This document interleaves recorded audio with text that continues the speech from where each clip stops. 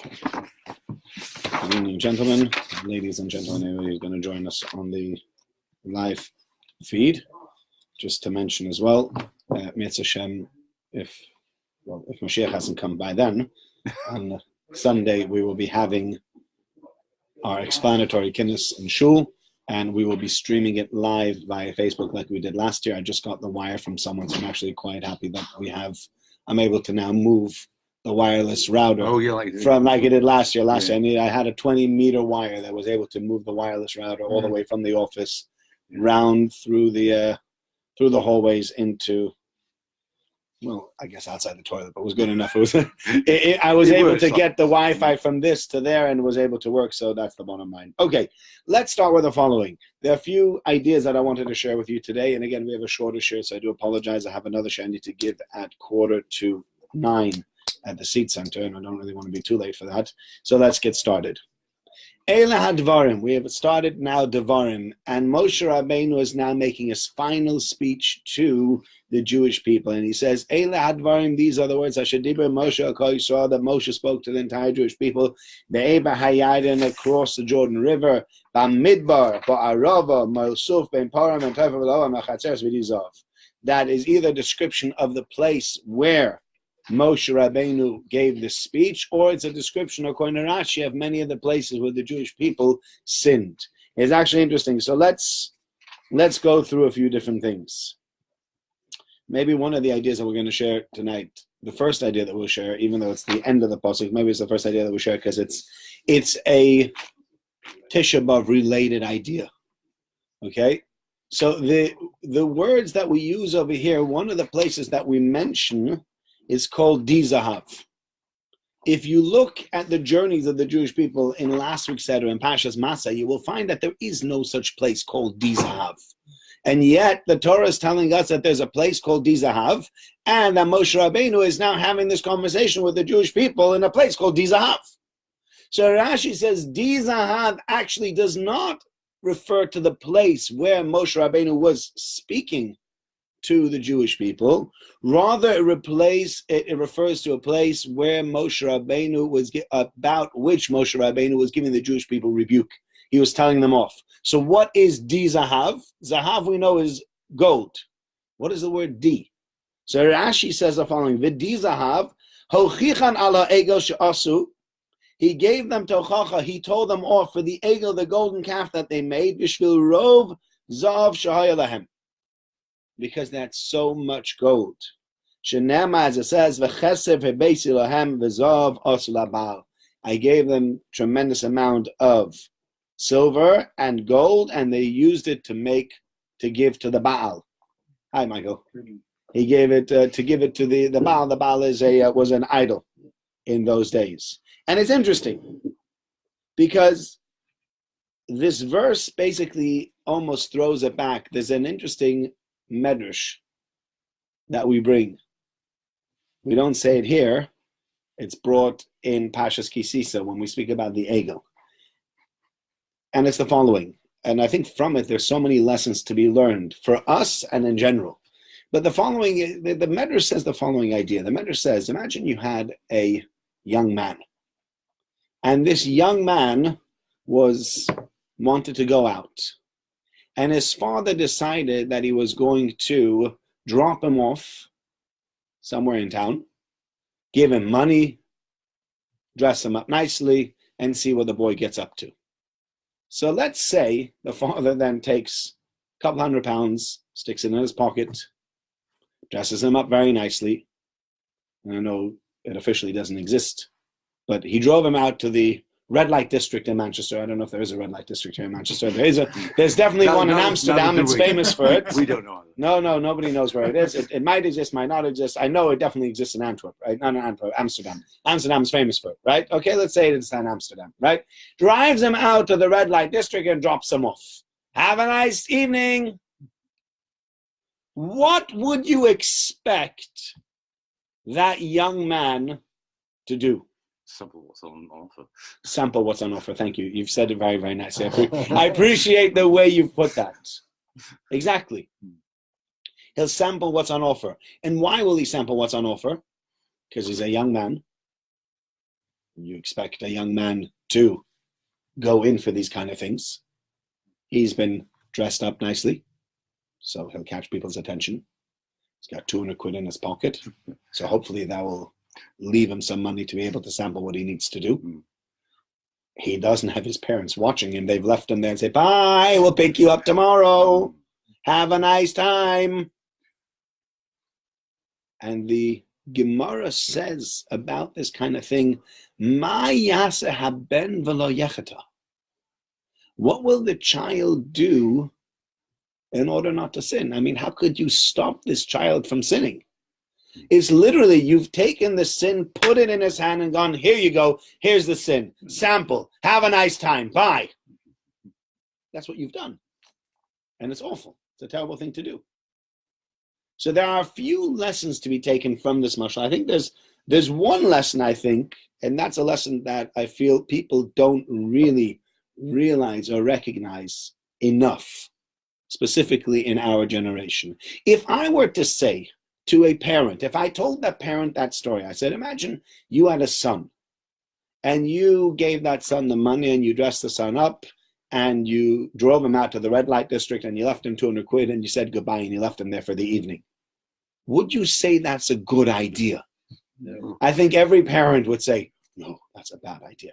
Okay, now let's change it. Let's give you a more modern example. Imagine you have a regular teenager with a regular mindset of a male teenager, and you give him a little smartphone, and you give him Wi-Fi, or you give him an unlimited access to data, and you give him his own bedroom, and you leave him to his own devices. No pun intended there, but you leave him to his own devices. What would you expect that boy to get up to on his phone? I don't know about you, but my feeling is, if he's a healthy young man, he'll get up to no good. He has to get up to no good. What have you done? You've not given this kid a fighting chance, right? Yet everybody would tell you it's a bad idea. Just put your son in the red light district.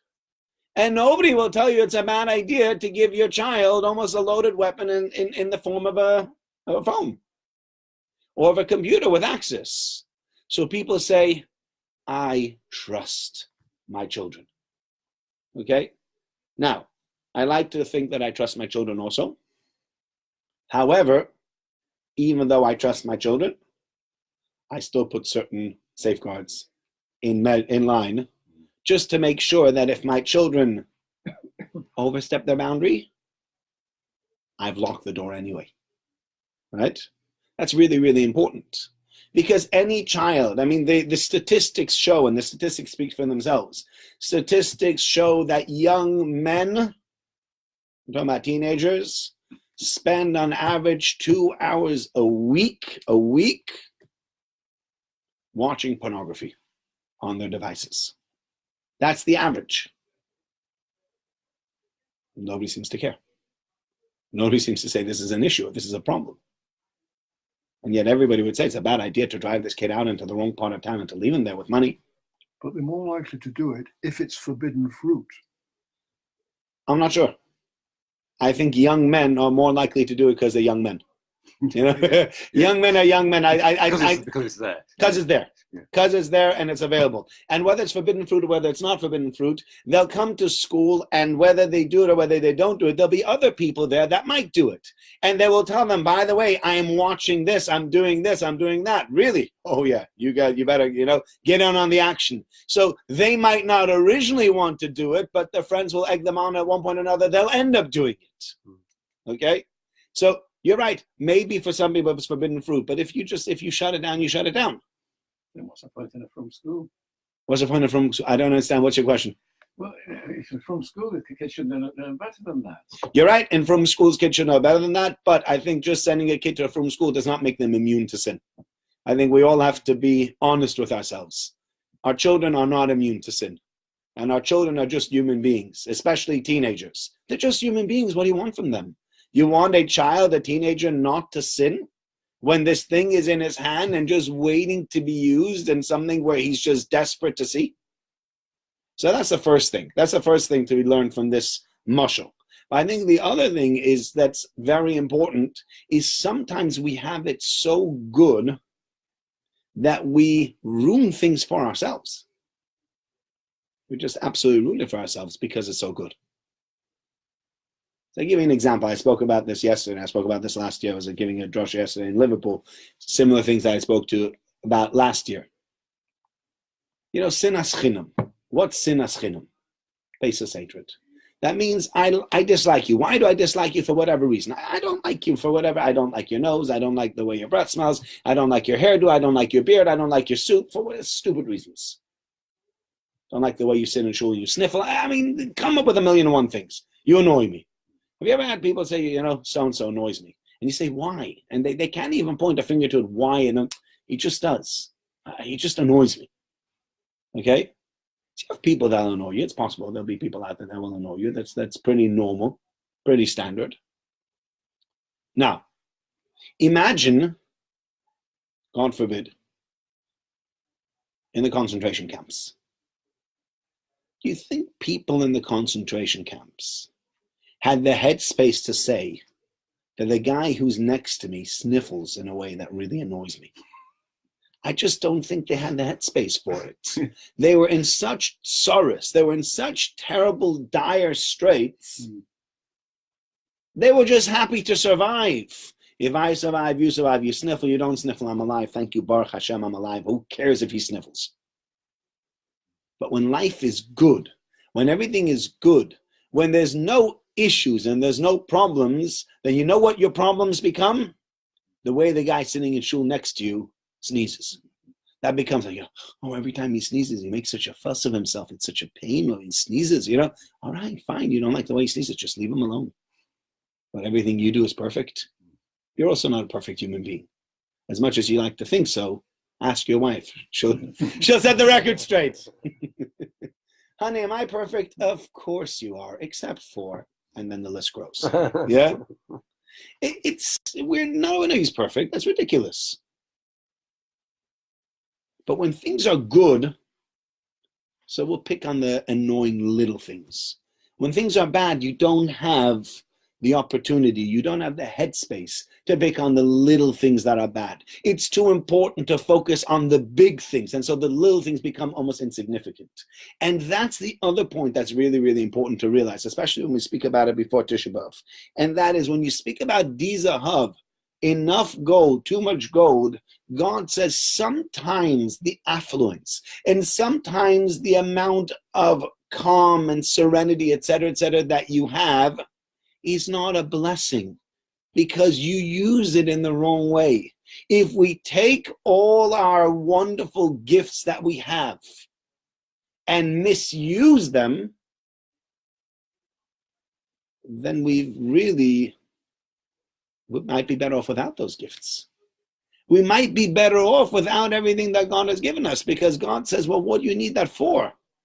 Why do you need these gifts? I've given you money. You know what you do with your money?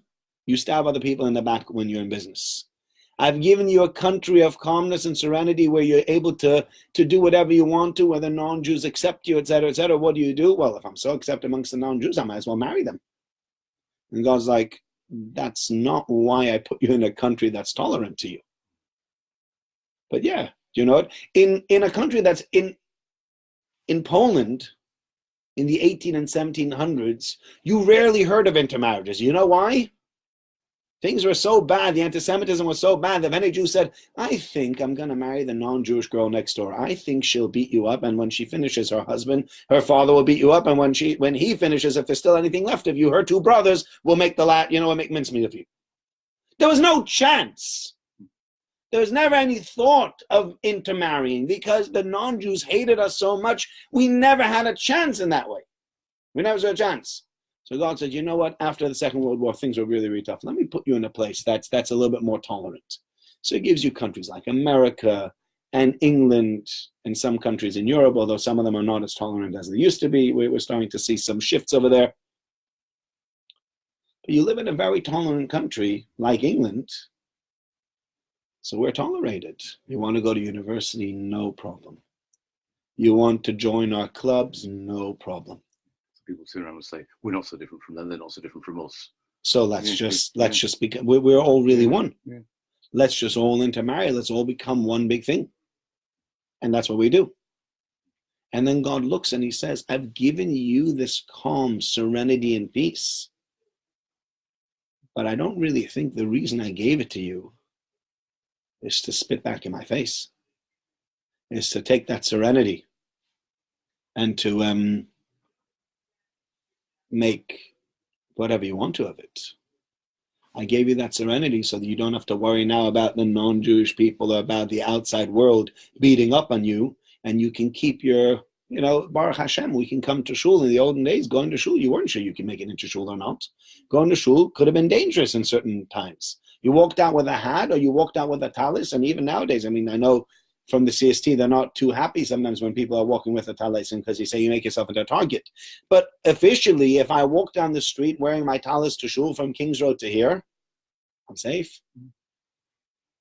That's not true 100 years ago. I might not have been safe walking down the street in talis. How dare you walk down the street in talis? You took your talis and you tucked it in under your jacket, and you made sure it didn't stick out from underneath your jacket. You made sure that talis didn't show. But there's no way you were walking down the street and showing everybody I'm wearing a talis. So today, Baruch Hashem, I can wear my talis on the street. I can wear my yarmulke on the street. I don't have to feel. It's only since 1967. It's not so long, right? It's not a very long time. You're right.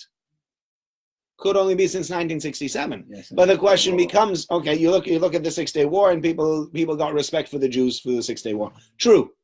And maybe people treat us better since then. Possible. But whatever. Pardon? Sorry. Go on. I was going to say the expression they used at that time was we could walk tall. Do you remember? Yeah. Yes. True. We could walk tall. And it changed. But what have we done with the ability to be able to walk tall? Have we used that ability, therefore, to say, thank God we're not being beaten up on, and therefore we can do what God wants us to do? Or have we done the opposite? Have we said, oh, thank God they're not beating up on us. Actually, they're really, really nice. Let's marry them. And if we've done the latter, then God says, Di Zahav. I gave them all this goodness, and you know what they've done with that goodness? They've thrown it back in my face. I've given them all these great things in their life. I've given them all this calm and serenity in their life. And instead of using that calm and serenity to grow in their Judaism, they've used it to throw the Judaism out. And that's a real issue. So that's this Di Zahav. Okay, let's see. I have two more ideas. Let's talk about this idea. We're going to leave out the first idea that I had. Well, there are two good ideas over here. I don't just have to choose one or the other. Okay. They can probably really go together. Eila hadvarim. So Rashi tells us, Eila hadvarim, lefi shehein divrei teichachos, because Moshe Rabbeinu is about to tell the Jewish people off. Therefore, and he's mentioning all the different places where they angered God. Lefichach, therefore, sosam es hadvarim. He didn't say it straight out. V'hiskiram beremes. He just mentioned them as a remes, mipnei kvod anshe Yisrael, in order to give honor to the Jewish people. And it's very interesting that, because later on Moshe Rabbeinu is going to tell us about it. He's going to tell us about the story of the spies, and they'll tell about how the Jewish people, he told us plenty of things that have gone wrong. And yet Moshe Rabbeinu is still willing at this point to try to keep the integrity and the honor of the Jewish people intact. And I think there's a very important lesson to realize over here with keeping people's honor intact. Have you ever wiped the floor with someone? It's not a good thing to do. If you have to tell someone they've done something wrong, you can do it in two ways. I've seen it. Somebody calls someone in.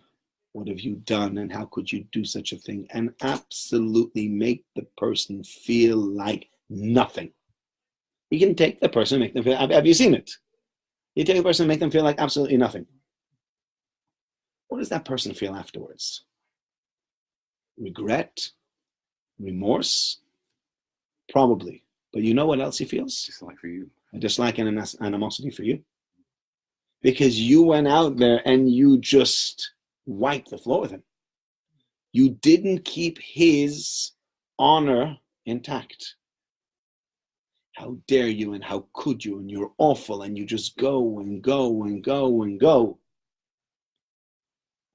And the person feels terrible. It's an awful experience. It really is an awful experience. And Moshe Rabbeinu has a chance now. On the one hand, Moshe Rabbeinu is dying, so he feels and he believes on his deathbed he needs to give the Jewish people a very important message. And it needs to be straight and to the point. He needs to tell them. Well, if he's not going to tell them now, when is he going to tell them? On the other hand, is he going to wipe the floor with them? Is he going to take them and absolutely destroy them? You know what you did. You know what you did with the spies and 40 years, and then you know what you did with the manna, and you know what you did in the complaining. And you remember the story of Korach? You guys are awful. Moshe says none of that. I'm just going to mention the places. Because even more important than letting people know that they've done something wrong is how you let them know they've done something wrong. If you're not going to retain their dignity, if you're not going to retain their honor, if the people are going to feel, I've been absolutely betrayed by you in the way you've portrayed me and in the way you've chastised me and the way you've told me off, they're not going to accept what you have to say. They're going to resent it. And you're not going to get anything done other than creating enemies. And in life, yes, we need to tell people, sometimes we need to tell people that they've done something wrong. Of course, people have done something wrong. The question is, how do you do it? Can you keep the person's honor intact? I guarantee if you tell the person they've done something wrong, but you keep their honor intact, you stand a much better chance of the person wanting to reform themselves and wanting to change everything. But if you don't keep their honor intact, if you wipe the floor with them, the person says, and who does he think he is? And why does he think he has a right to speak to me like that? He's not going to change. He's not going to feel bad. You know what he's going to do? He's just going to dislike you. And Moshe Rabbeinu says, I cannot afford to have the Jewish people walk away from this meeting saying Moshe Rabbeinu had no right to speak to us like that. And so therefore, Moshe Rabbeinu says, I can't afford to do this. You know what I need to do? I need to keep the Jewish people's honor intact. And so I say to them, I mention to them, V'di Zahav, it means the Egel. A Chatzeros, it might mean either Korach, or it means the time they spoke Lashon Hara about Miriam. Whatever it is, but either which way, no matter which one of these things it is, what it means, a different Pirushim. But Moshe Rabbeinu, what he did was, he says, look, Jewish people, you've done something wrong. And we both know you've done something wrong. But I also know that there's only one way everything's going to change. And the only way it's going to change is if I tell you nicely, if I tell you correctly. Next time you want to wipe the floor with someone, the next time you have to tell somebody they've done something wrong, and you have the option of deciding how you're going to tell them, is it a good way or is it a bad way? Think about this. Even Moshe Rabbeinu on his deathbed still is careful with the Jewish people's dignity. How much more so do we need to be careful with other people's dignity? Tell them correctly, they'll change. They'll want to change. They'll say they'll do it better. Tell them incorrectly, and they'll just hate you for it. Anyway, thank you very, very much. I'm sorry for the short share. Again, a reminder, there will be Kinnis on Sunday from about 8:45, 9 o'clock. It'll go on for about 2 hours. Again, it'll be broadcast live. If you join us, please do join us for part of it, all of it. Thank you, everybody, for coming, and please like and share. Thank you. Okay.